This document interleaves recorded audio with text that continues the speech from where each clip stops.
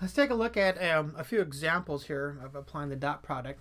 I want to find the dot product and angles between the two vectors and determine if the two vectors are orthogonal. Orthogonality is pretty easy because if we find the dot product, the only way these two vectors will in fact be orthogonal is if the dot product is 0. So first thing I'm going to do is simply find the dot product.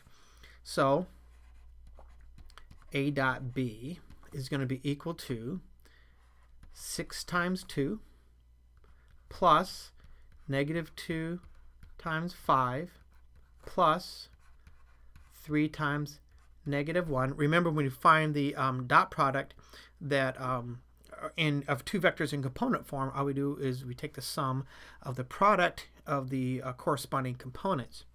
So this is going to be equal to 12 minus 10 minus 3, which equals, what do I have, a negative 1.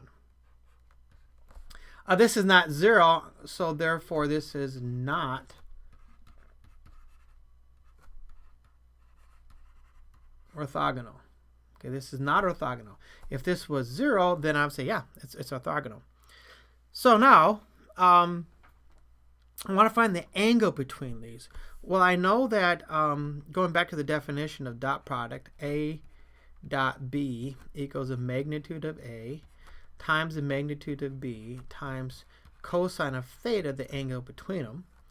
And then solving for theta, that implies that theta equals arc cosine of A dot B divided by the magnitude of A times the magnitude of B.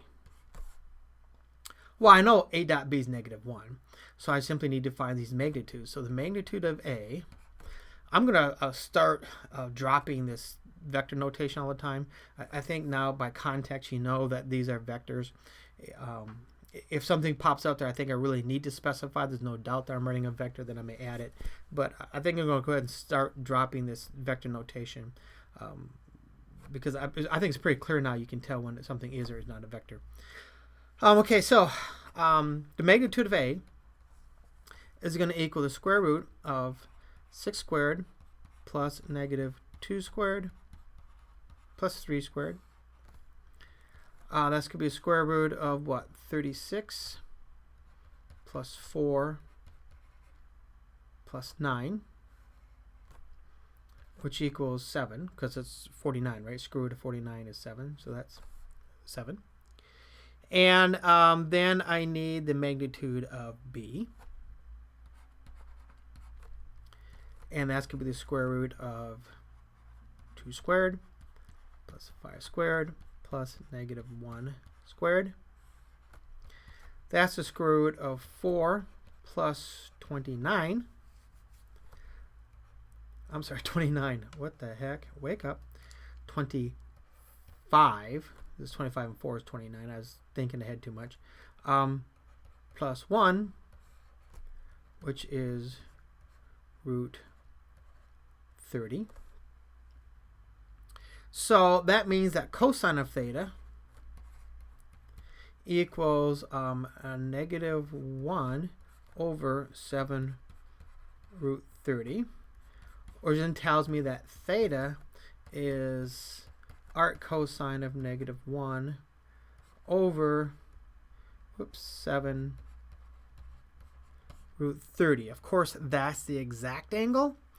But we actually want to reach for a calc and approximate it. This is approximately 91.4946. 4946 degrees. Now, this makes sense because I have this negative dot product. Well, if I draw a quick picture of this, let me see here, I'll put it right here. If this is B, and I'm drawing this in R2, and clearly we're really in R3, but this demonstrates rather well, I think. Any vector A in this quadrant is going to end up with an angle cosine theta that's positive. But 91 degrees, see this is 90 degrees right here, pi over 2, that's 90 degrees.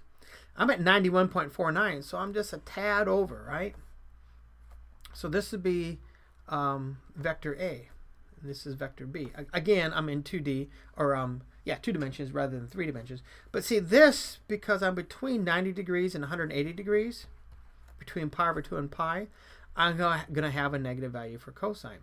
So tell me that the dot product, thinking in terms of interpreting the dot product in terms of how well they're aligned with each other, that this vector is pulling in the opposite direction, or has a component in the opposite direction that B is traveling. So this negative value and this angle actually kind of coincide with each other. They make sense. That's what I would expect to see. As soon as I saw this negative dot product, I was expecting to see an angle somewhere between 90 degrees and 180 degrees. All right, let's go ahead and jump to another example here.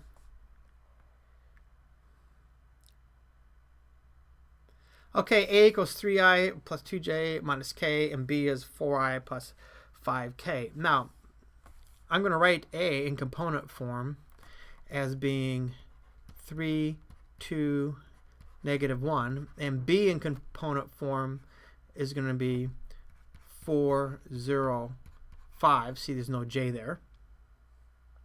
So A dot B is going to equal 3 times 4 plus 2 times 0 plus negative 1 times 5.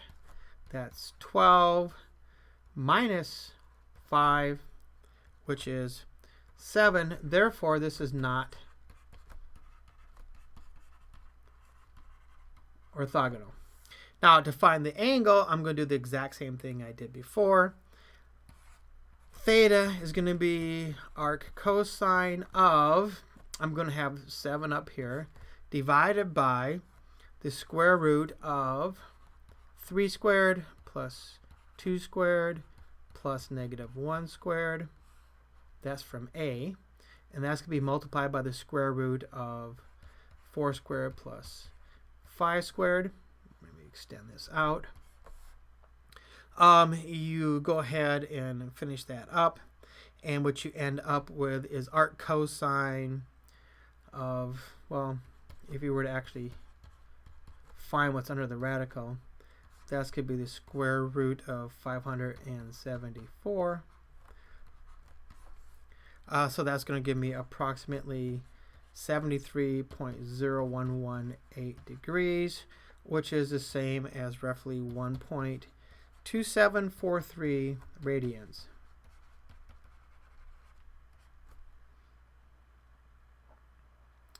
And this last one, I already have it in component form, so A dot B equals A times a negative B plus B times A plus C times 0, which equals negative AB plus 0, which equals 0. Therefore, it's orthogonal. If it's orthogonal, then I know that theta must be pi over 2 or 90 degrees.